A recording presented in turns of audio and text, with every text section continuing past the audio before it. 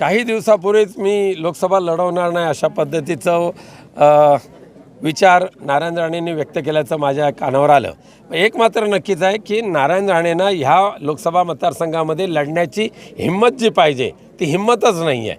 त्यांना माहिती आहे 1001% पराभव होणार आहे. आणि दुर्दैव असं आहे मोदी साहेबांचं की ज्यांना यांनी केंद्रीय मंत्री केलं ते केंद्रीय मंत्री असूनसुद्धा नारायण राणे लोकसभेचे निवडणूक लढवायला कच खात आहेत. यातच मोदी साहेबांचं ते अपयश आहे. नारायण राणेंचं तर आहेच, पण मोदी साहेबांचं अपयश आहे.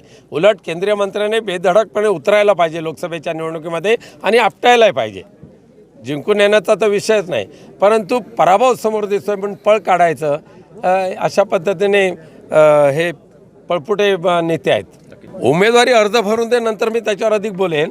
पण रणांगणातून पळ काढणारे नारायण राणे लोकसभेमध्ये किती उडी घेतील ही शंका आहे.